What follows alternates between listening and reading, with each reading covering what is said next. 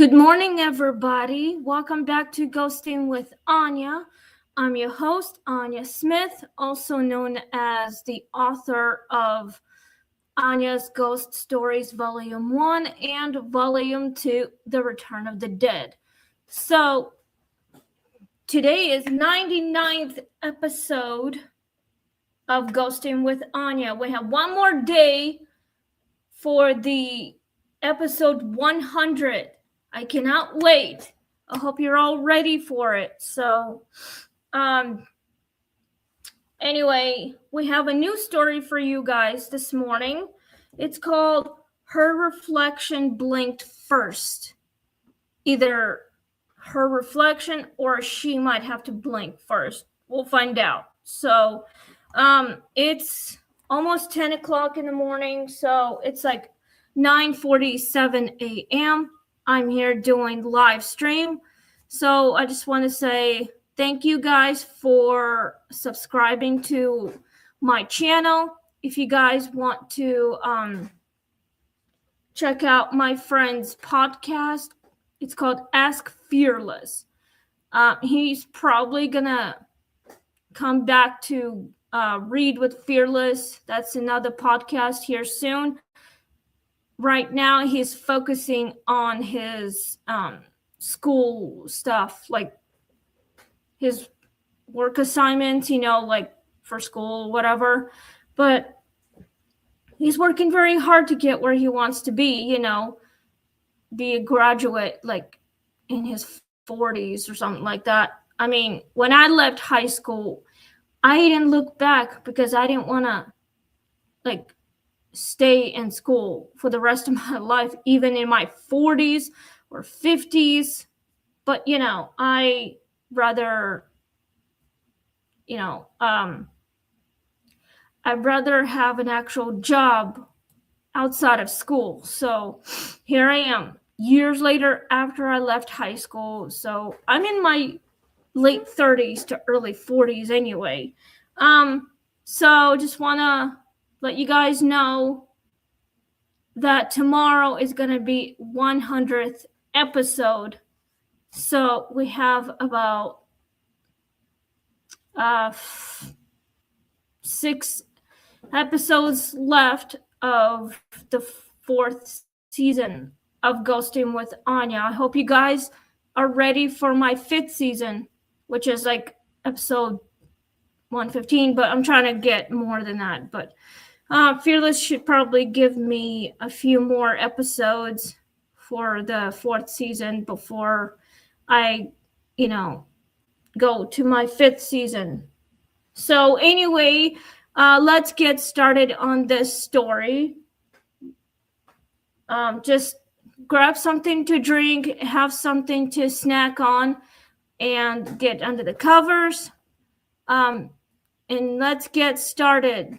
Please click like, share, and subscribe. If you guys want to click on live chat, you can chat with me right here on live streaming. So just sit back and relax. Please click like, share, and subscribe to Ghosting with Anya. So let's get started on the story. Season 4, episode 99. Her reflection blinked first. Let's get started. Anya noticed it while washing her hands. Her reflection blinked before she did, just once, quick and subtle. She froze, the reflection didn't. After that, the mirror grew impatient. It smiled faintly when she frowned, tilted its head when she didn't. The reflection felt curious, engaged, like it was watching rather than copying. That's a little creepy. So this story is a little bit small, like a little bit short, but we'll get to that questions pretty soon. One night, the mirror fogged over from the inside. Words appeared, slowly written backward. You hesitate too much. That's exactly what it said. The next morning, her reflection behaved perfectly again, but Anya felt slower, heavier, like something else had practiced being decisive. Holy shit. I've never had anything like this. I have never experienced anything like that with my own reflection in the mirror. I mean, you really have to look in the mirror and see if your reflection can actually be its own person. It feels like it's not your reflection, it feels like it's someone else that's inside the mirror, looks like you, copying everything you do, or that it's its own person, like has its own mind. The reflection, like, I don't know, it's a ghost apparently, but mirrors can be a portal, that if you face both mirrors face to face, it can actually create a portal for spirits to come through and then start haunting us. They can haunt us from the spirit world. It looks just like our world, but it's a spirit world. So, anyway, if you have a reflection,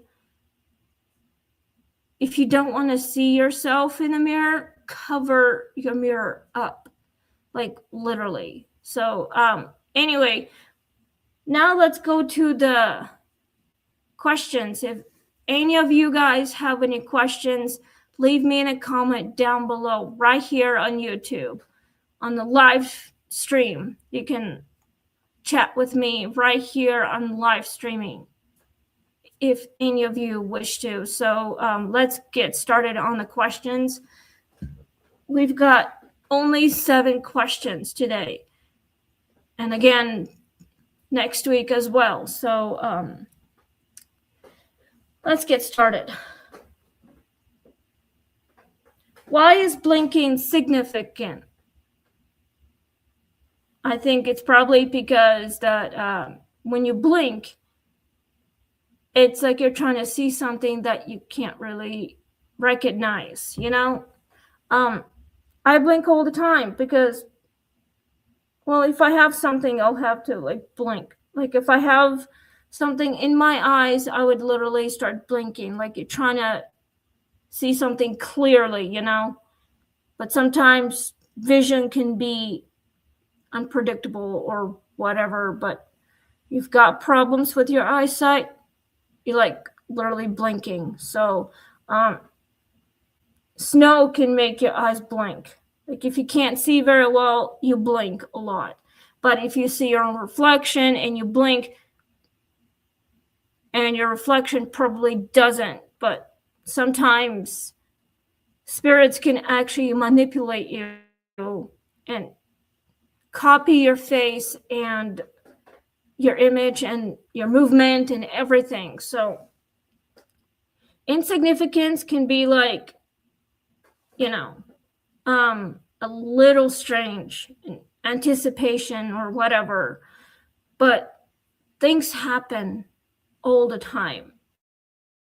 Like say if I look in the mirror in my own house, in my own bathroom or in my bedroom, I would probably like trying to get it clear to see what's going on. Like if I say check for my makeup or try to get my face cleared or whatever, your reflection probably might do the same thing, but it's not your reflection. It might be the spirit messing with you or whoever it is. It looks just like you, but this spirit is probably dead. It's a dead person inside your mirror, copying everything you do. So, I mean, I always blink. So, well, if you blink for like a minute or a second, it's like everything changed or whatever, but Spirits can do that to you. So let's go to number 2. What separates reflection from imitation? It can separate anything. Spirits can literally separate your imitation by taking your imitation, like your image or whatever. Reflections can like take your soul or something. Spirits can do that. Like, say, demonic ghosts can actually mess with you or whatever, but your reflection is like a portal or whatever. It looks exactly like you, but it's probably, well, it depends. I don't have words for that. I'm trying to think of something. Well, reflection can be anything. Like, I've got a reflection. I could see it. I can move myself. Like, my face can move, my body can move, so can my reflection. But it doesn't have its own mind. My reflection is my reflection. And I could see my shadow, like, literally moving around. But mirrors can be portals, and reflections could be like something that you don't want to, I don't know, freak out of, get scared. But if you're afraid of your own reflection, obviously you got to be brave about it, face your fears. It's like something you don't really want to see if it frightens you the most. Your imitation can be something magnificent or something creepier, like out of a horror movie. Why does hesitation matter? It probably because it's part of our survival. That's what it is. If you hesitate, like, something that might go wrong or something like that. So anyway, if I hesitate on something,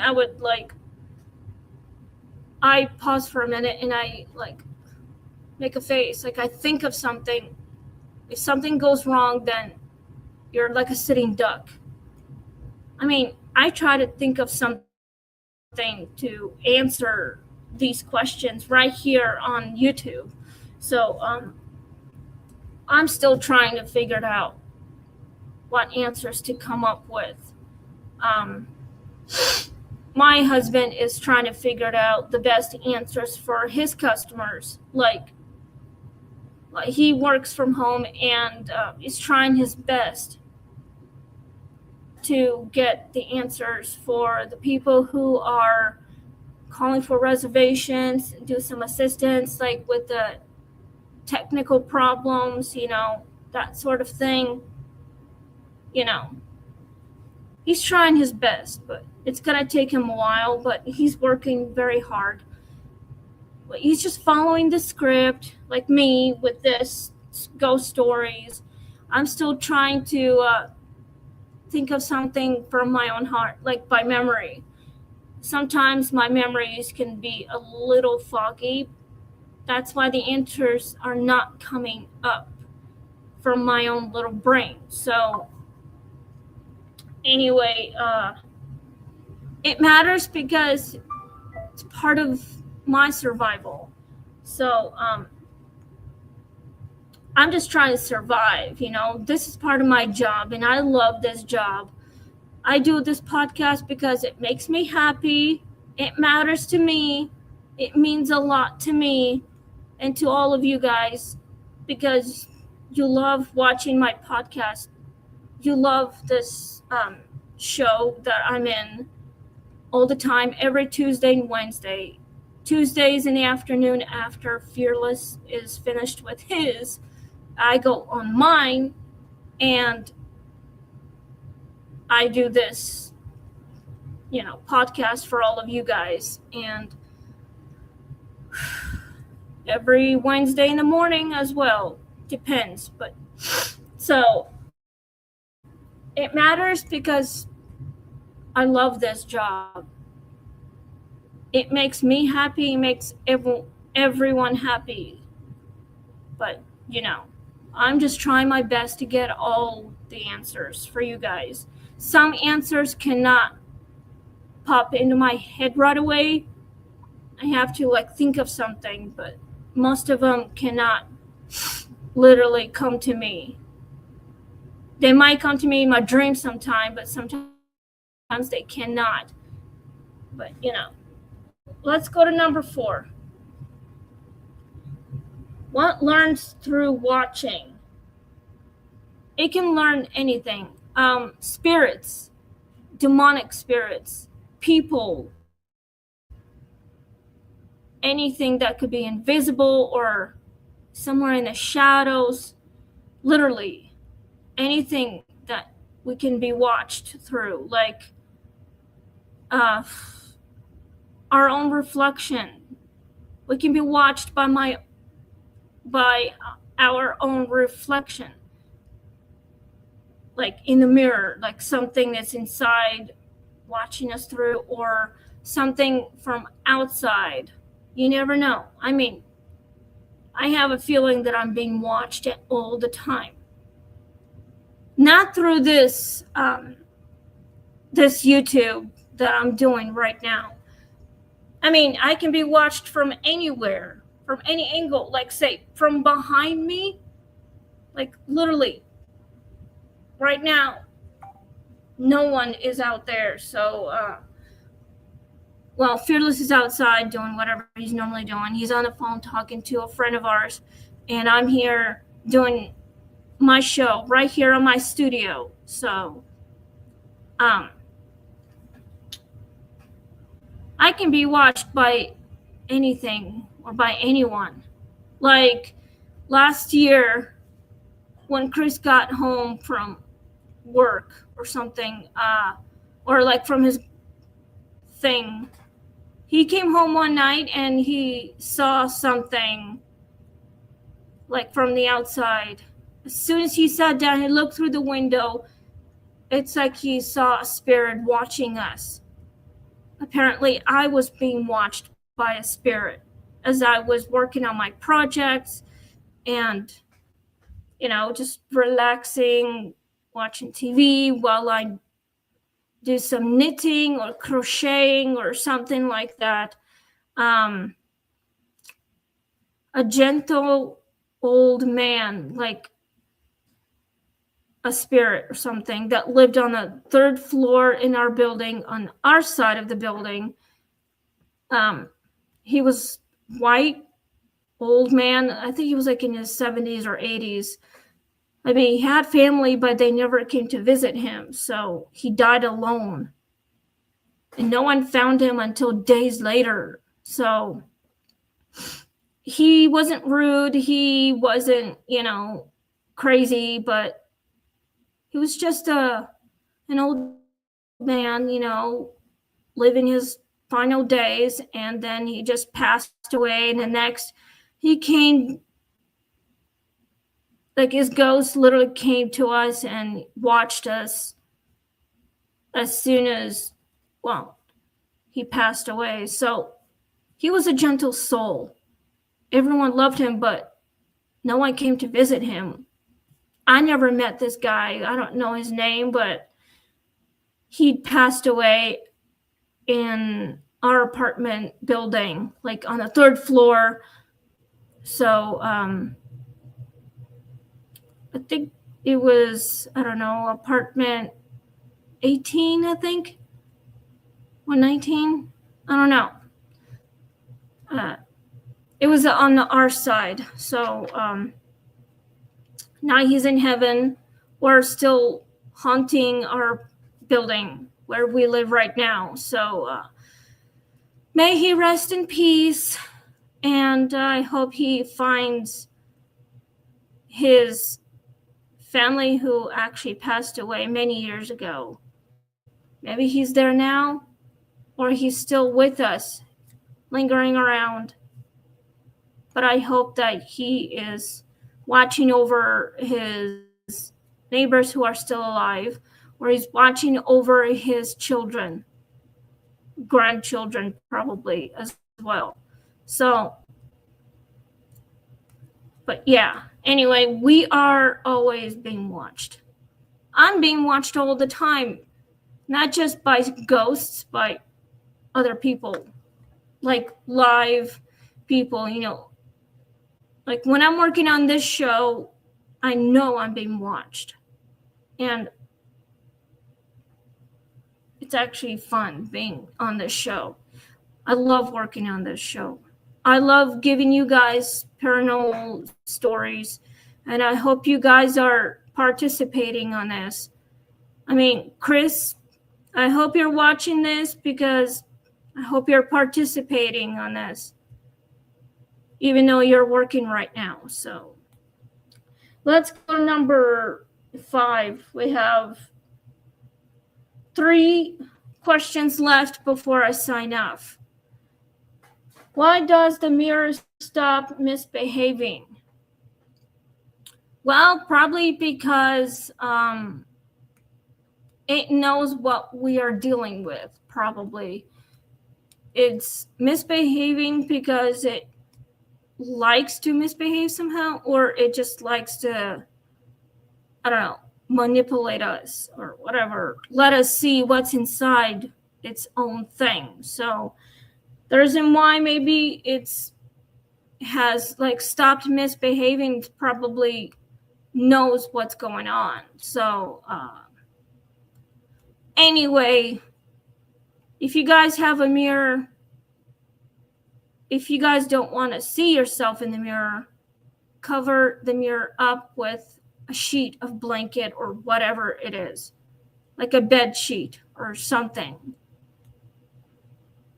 It's the only way to let the spirits rest in peace so you don't disturb them. I never disturb any spirit. I always respect their rest place. Like, if I want to go to the cemetery, I would literally pay my visit to them and pray for them to find peace.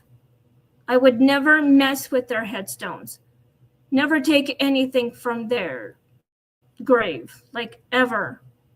I would literally just let them rest in peace, maybe pay them a visit anytime, whenever, like any day if I wish to. So I would, find out what's going on. Maybe I could try and communicate with the dead.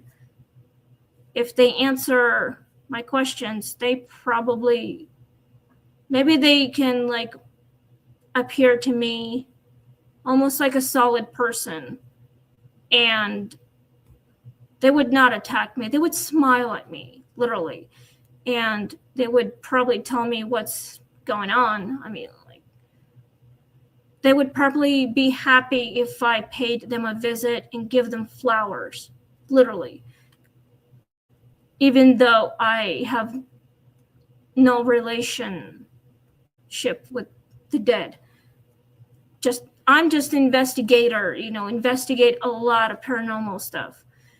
Hopefully I can go to the cemetery again soon and investigate a lot of paranormal stuff. Maybe at the Black Angel Cemetery in Council Bluffs, or when I go to the cruise ship by next year with my husband, my mom, and my friends, which is my producer and his 14-year-old son. He's almost 14, actually. Anyway, yeah. So Chris and I were probably going to investigate on the ship. There is a lot of paranormal stuff going on there. We'll just have to see if we can. So, hi, Chris. Thanks for joining. You missed the ghost story. So I hope you are participating on this. I have a couple of, questions here. So, what was practiced?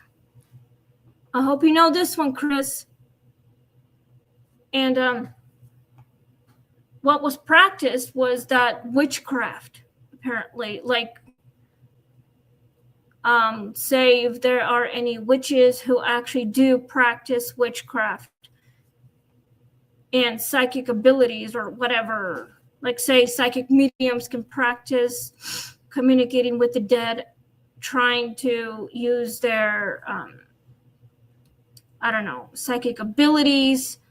Some women or men can actually practice looking into the mirror and say the spirit's name a few times until you get an answer from the spirit world.